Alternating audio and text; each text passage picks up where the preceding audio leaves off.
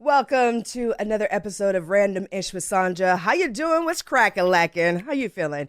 Got a good show for you today, talking about something very close to my heart. It seems to be, I don't know that I'm doing it, but it is definitely, I feel like it's it's the universe trying to send me a sign, trying to tell me, sweetie,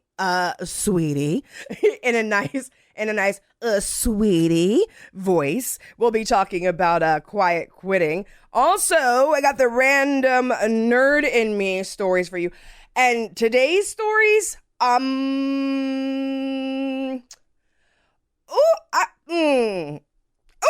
is all I gotta say about it. Wait until I tell you what they have done now. Yeah, and there's also a new discovery that has happened in space, so that's always a very, very cool thing. And of course, we've got our random question and the nerd in me. It's all coming up right here on Random Ish.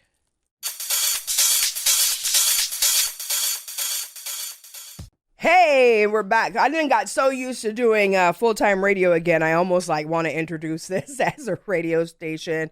I almost want to say, hey, it's the new 102.5. And yeah, hey, it's Random Ish with Sandra. Hey, what's going on? You can check us out on blah, blah. Yeah, anyway. Oh my gosh, I have been through it, you guys. There's been so much that has happened in the past 30 days. It is just absolutely redonkulous. I done had my ceiling cave in, had to get a whole new bed situation and all of that good stuff. What else has happened? The car had to be fixed, same part, 3, not once, not twice, but 3 times, thanks to the new automobile parts that are coming out. Lots of rumors that there could possibly be manufacturers in countries that no longer give an F, and they're just sending out bad parts, maybe to get back at... See, I don't even want to say it, right? Like, seriously, since they called it, right? They tried to pin it on a specific country. Is this specific country firing back by sending out crappy parts that they are then getting paid 2 or 3 times for? Yeah, this is something that is very interesting. A lot of things are interesting these days. Seems to be that everybody and their mama is fed up with just about everything, and we are ready to turn it all upside down. Right now, everybody has been talking about this quiet quitting. Have you heard about this? It's I guess it's becoming popular on TikTok, but it's actually not a new term.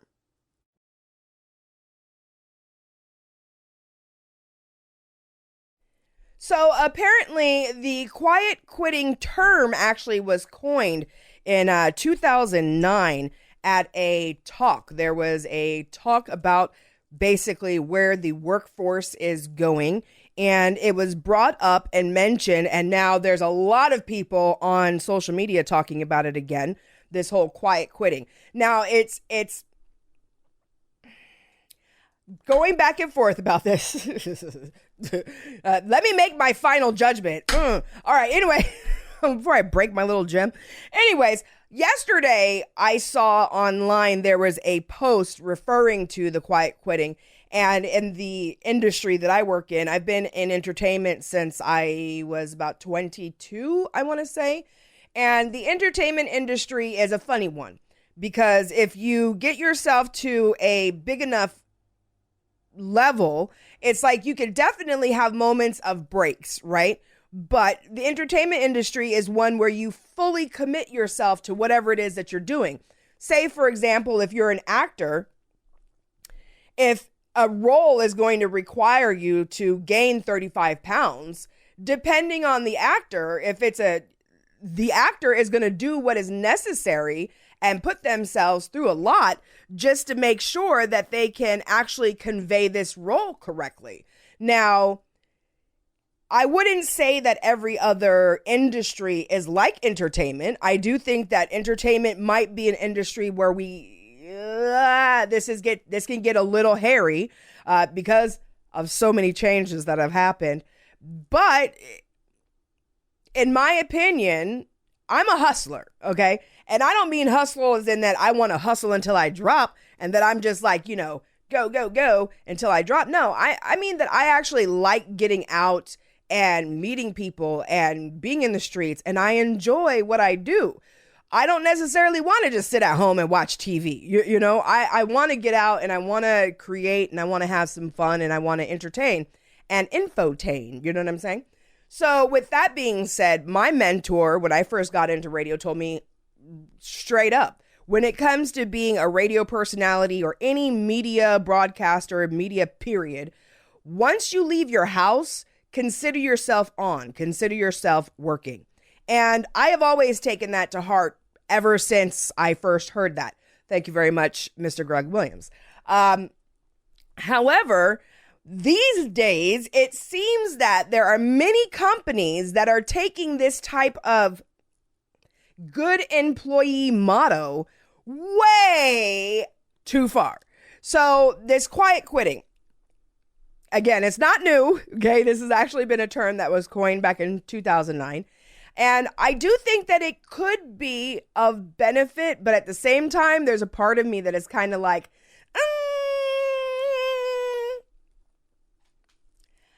as a business owner, I think that one of the things that maybe employees should do, however, and again, this is going to go back and forth. If you are an employee and you only want to be an employee, you have no dreams and aspirations to start a company of your own, maybe you're a family person, you want to be with your family and spend time with your family, you want to go to this place of employment, collect your check, do what you got to do, and go home and be done with it. That's an employee. If you are career-oriented, then you're going to find that there are things that are not necessarily in the job description, but that the job needs in order to get done. And some of these rules are just unspoken. And so what's happening is, dare I say, that there are people in some circumstances, there are companies who are asking their employees to do way too much. It's ridiculous. You're asking them to be robots. Now, I got a whole nother theory on that. I kind of feel like they might be doing that because I read a while ago, years ago, that the powers that be would like it for human beings to not be spending so much time on labor, and that some of the labor jobs could be done more efficiently with computers or robots. So I kind of have been thinking to myself that with this whole pandemic and the shortage and then people not wanting to work and all of this good stuff that's going on, are we actually creating that space where they're now going to, again, whoever the they are now going to say, well, human beings don't really want to work. We're paying too much money for them. We've got these robots. The robots will work 24/7. Now, in my opinion, I think that there probably are some jobs that, people probably don't want to do. And maybe it would be better if a robot did that job or something,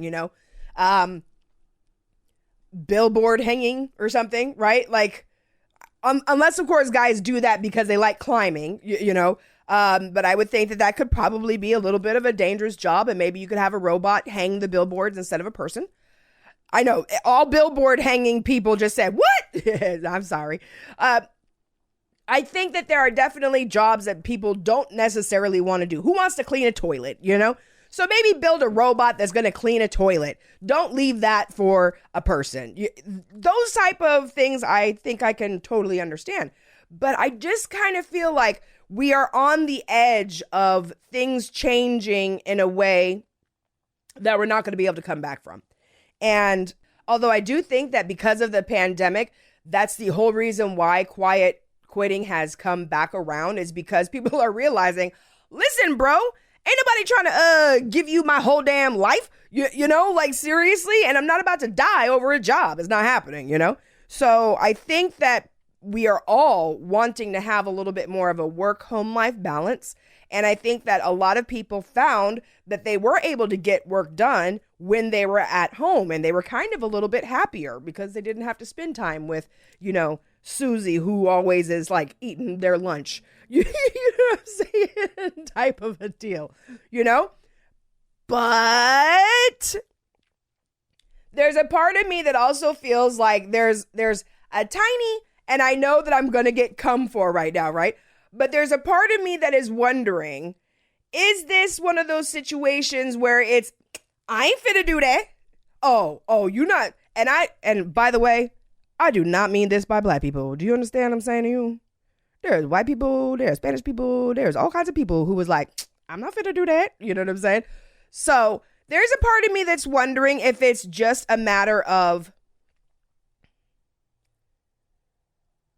people feeling like they need to be more compensated as an employee. I do wonder, the people who are talking about the quiet quitting, are they employers? Are any of these people business owners? Because again, when you run a business, you find out, oh my God, that number one, you work way more as a business owner than you do as an employee when you're starting out. Like if you got yourself to where you have employees and things of that nature, then your employees, maybe your higher ranking officers are working more than you are. But if you are a solopreneur, or if you have just a small team, you find out, boo, you are working like crazy. Sometimes you're working way more hours.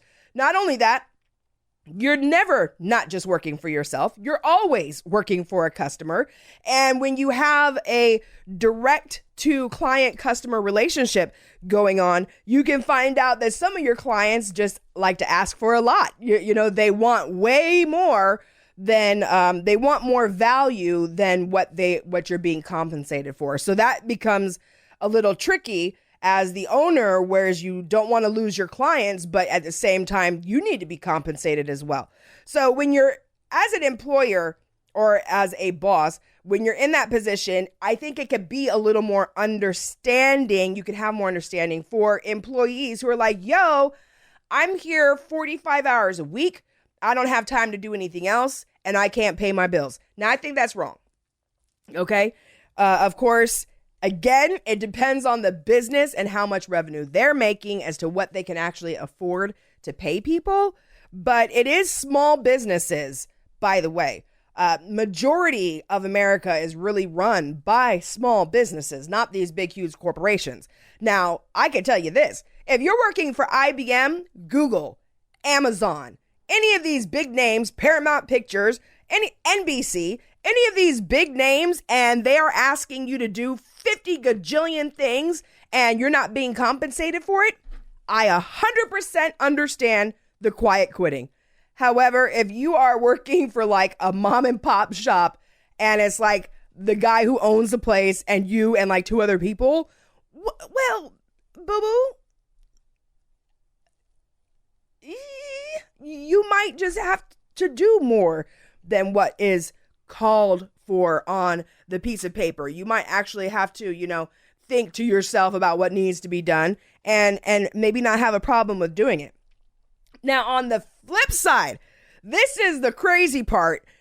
Some of you who are wanting to quiet quit may be the reason that you are getting all of this work piled on you, and the disrespect that you're experiencing is because they're trying to quietly fire your ass. What? Yes. So while employees are on the, I'm about to quiet quit, I'm going to do the bare minimum for my job, you ain't getting all of that out of me. Apparently, flip side on that, maybe that employer was trying to get you to quit instead of you getting fired so you get unemployment. Woo! That is a whole nother story. And I honestly, when I saw that part, I was like, ooh, Oh, damn. That is absolutely crazy. I hope that is so freaking crazy. My goodness. Anyways, so I also saw a little bit of information from Warren Buffett. You know, he is definitely the freaking man when it comes to money. And I thought that this was all interesting because I saw the article about Warren Buffett, and what he says is the one word that keeps the successful from the super successful. And the word is no. And to hear that he's saying that, and then also you pair that up with all of this quiet quitting that's going on, obviously our workforce is going through a change and definitely would like to be able to have more time off. So that's something that employers are going to have to, I think, take into consideration. Again, especially if you're the big boys. The big boys, I think, are going to have to do a little something, you know. This is that stuff that's going to boil down to, number one, have a job for the shortest time period that you can and get yourself, figure out what your passions are, what it is that you love to do, and get yourself into your career. Because hopefully, if you're choosing and walking a path of your career that you love, number one, it's not going to seem like work. Number two, when you're doing whatever it is that you need to do for your career, again, it's not going to seem like work. You're having a good time, so you're going to be more willing to do what you got to do. I personally think that some of this quiet quitting is because it's people who are working jobs that they don't like. And so it doesn't matter how much you are being compensated. You don't like the job. So since you don't like the job and you don't want to do it, boo, don't quiet quit. Just leave. Go on somewhere. Go get another job. There's a million jobs out there. But again, if you're starting a career, I don't know. Please don't listen to these people, because I'm trying to tell you, you're definitely in your career, you're going to have to do more than what is written on. There's not even a paper for the careers, right? Like it's an unseen rules that you are going to have to do more than what is just written on a piece of paper. Just saying. So that's why find your passion. In my opinion, the whole point of all of this quiet quitting, quiet firing, find your passion. And you won't have that problem. You know what I'm saying? You're going to have times of being tired. But yeah, folks, nothing is as glamorous as it seems. You know what I'm saying? And I think that maybe, I don't know that it's a bunch of young people, but if you're like 18 years old, talk about what you finna do and you need your work-life balance, but I need you to go sit your ass down. You ain't even got no damn work-life balance yet. You know what I'm saying? In my opinion, at 18, between 18 and 25, unless you already have children, and even if you do, because I had my kid, right, at 21, and if you're going for your career, again, a career is different from a job. So enough said about that. Oh my goodness. I will say this though, real quick. In this article that I read, the 4 things that Warren Buffett says that you need to learn how to say no to, and maybe you won't have to do this quiet quit and stuff. All right. Number 1 is focus carefully on what you're going to pick. So don't say yes to everything. Only say yes to the things that are going to give you some type of payoff, whether it's going to be that you're going to learn something, up your skills, get joy, whatever it is. Instead of saying yes to everything and then being mad, just say no and say yes to the things that you actually want to focus on. Work a couple of hours, work like 90 minutes, 2 hours tops, take a little break. Don't do the whole 12 hours thing. Yeah, that's bad. I had to learn myself that too. Like do an hour or two, then take a break, go do something else, and then come back and work again. Your email. Don't just sit there and every time somebody emails you, reply them back. Dude, seriously, don't do that. You'll drive yourself crazy and you'll keep losing your focus and train of thought. Instead, pick a time for when you should be answering your emails. End of the day, beginning of the day, whatever. Just pick a time for it. And your meeting frequencies. Instead of having all of those meetings, because you know, girl, I know too. People would love to have a damn meeting with you when you could just handle this business over the phone or through an email, you know? 2/3 of the managers interviewed said that basically meetings are keeping them from working.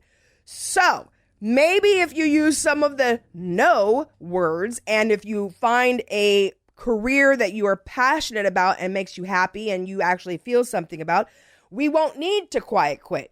But I get it. Not everybody wants a career. Some people just want to work that job, get the check, and take their ass home. I feel you. Coming back with the nerd in me.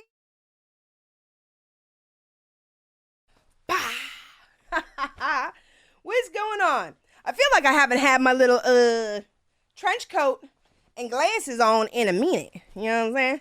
We matching today. Oh, look at that. I'm matching today. Hey. What's going on? Welcome back to Random Ish with Sandra.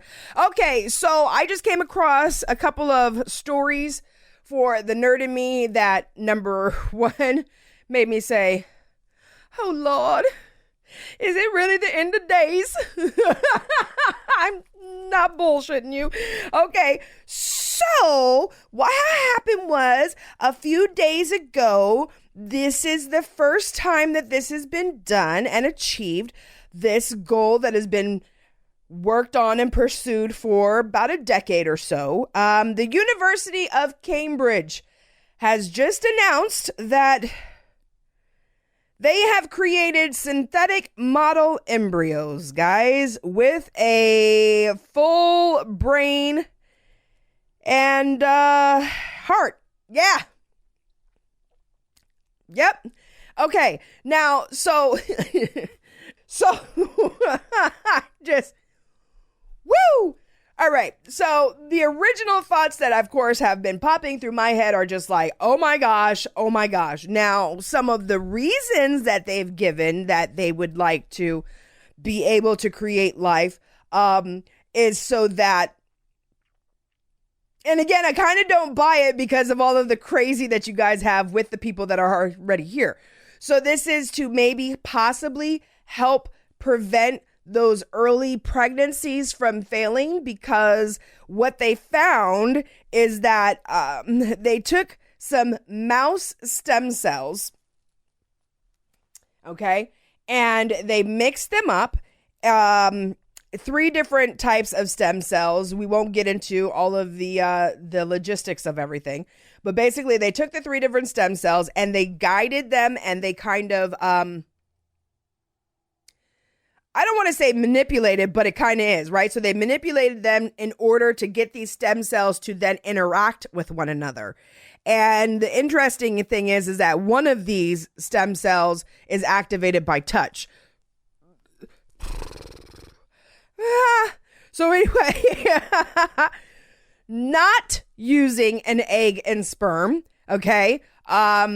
They have taken 3 stem cells. Now, here's the point that I would like to make, right? Is that even though they were able to take these stem cells and create a whole nother embryo, it still took a sperm and an egg in order to get those stem cells. So, yeah. If we are doing this in ways of helping women being able to carry a pregnancy, I think that could be interesting. However, the way that the world is, are we sure we want to keep bringing a whole bunch of people up in here? Number 2, it's saying that basically with the organ donors. Now, if all of this technology is really being used for this, well, then you almost can't argue with it, right? Because there are many people who need organs, and basically they can't get an organ unless somebody else dies. So that is like all within itself just a dicey situation, right? Because of course this family wants, their brother to live, and this family is upset that their brother just passed, so that it could definitely be a dicey situation. And I could see how being able to create cells and being able to create life and then being able to use that knowledge and information and technology, you could help to grow organs, because that's where they are saying that this is supposed to be going. So again, this whole situation is dicey, but nonetheless, just thought you should know that they have found a way to create a synthetic embryo using mouse stem cells. That is a mouthful. Oh my goodness. Okay, in a lighter note, the other very interesting story that I found, I do think it's a little bit of clickbait, though. I'm not going to lie to you. I think it's a little bit of clickbait. So they might have found, the Astronomical Journal is reporting, and several other places as well, is reporting that there could possibly be another super Earth. Dun, dun, dun.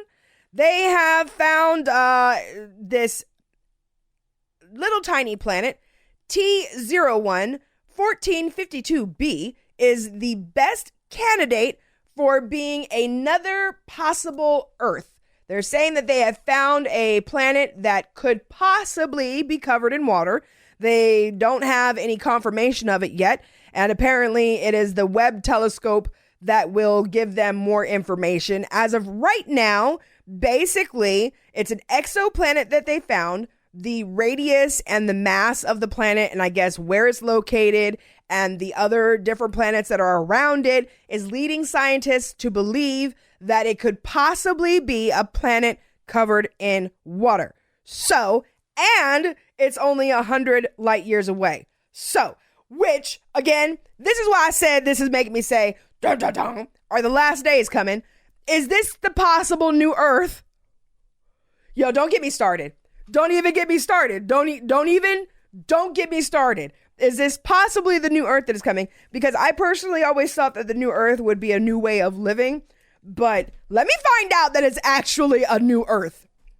Y'all better get it together. Just saying. Oh, my goodness. Yeah, so technically, again, they cannot confirm, but things are looking very possible. They're very excited about this exoplanet. And again, that the Webb telescope is what's going to actually give the information and let us know whether or not it will be habitable. Did I say that right? I probably didn't, but that's all right. Coming back with the random question. Okay, let's see. What do I got to do today? I got to clean up the house. All right, number 2. Let's see. Some laundry. Who wants to do laundry? And I got to cook something. It'd be nice if I eat today. And I got to go to the... what? I'm so not doing laundry. I'm calling the clothesline. They've got free pickup and drop-off services. Be sure to check out our Facebook page, The Clothesline, for cleaning tips you can use at home.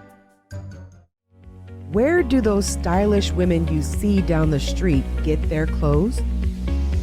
From boutiques, unique finds, and authenticity to your style. Create your style and be unique. LaUniqueBoutique.com.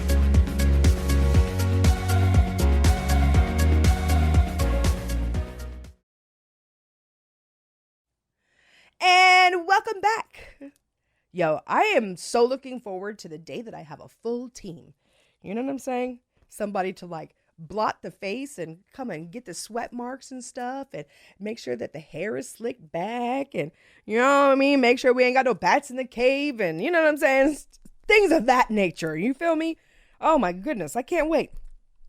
I know that it's going to happen. I really wanted to be on the Today Show, to be honest with you. Like when I was growing up, I so wanted to be a Today Show morning host. And I don't know, as I got a little older, I was kind of like, they're a little stiff. Still want to be a talk show host. Got this little show that we got going on here, and I've been doing radio for 24 years. So I'm who knows? Who the heck knows what is going to happen, you know? Because I'll tell you what though, with all of this stuff that I just got through telling you, girl, that just giving me inspiration and permission that you better go for it. I personally have chosen a career where we work a lot. And the funny thing is, I just saw a post on Facebook and I was commenting on it where they were talking about the quiet quitting and how that you can't really be doing that in radio. Like, because stories are constantly happening. And as a personality, if I'm watching TV and I see something that's relevant that I could be talking about the next day on the show, I'm working. If I go out and to dinner and something funny happens and I'm going to talk about it, I'm working, you know? So it's depending on your career path, I just really think that it's time for us to, damn it, yo, I'm making another argument for the robots. Damn it. It's time for us to start choosing careers and not jobs. You know what I'm saying? And just have your job as something temporarily that you do while you're working on your career. Because I got jobs. I got a couple of hustles that, you know what I mean, are jobs. Like, I ain't finna stay there. I'm finna do this for the rest of my life. It's what I do when the gigs are slower, when this is slower, when the club is bad. We got too many bad nights at the club, then I have, XYZ that I can land on. Now, I do agree with, should it be that way? No. I feel like with what I do, I probably should be able to just DJ and just be on the radio and be good. You know what I'm saying?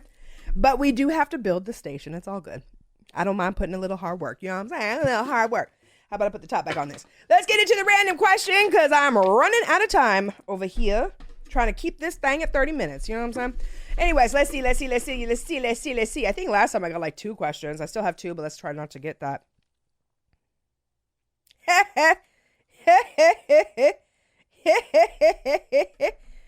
That's hilarious. I love the synergy and the synchronicity of Sanja. Yes, I'm glad you did an episode today. And the random question that I just pulled out. Oh, technically this is my question. I'm kind of the one who was like, I just don't understand this. Okay. And I did go and look up the question and the answer so that I could actually scientifically answer it for you. If the sun is in space, why is space dark? Dun, dun, dun. How come in every picture that we see, it's dark? There ain't no light. It ain't never bright. What the hell? You know what I'm saying?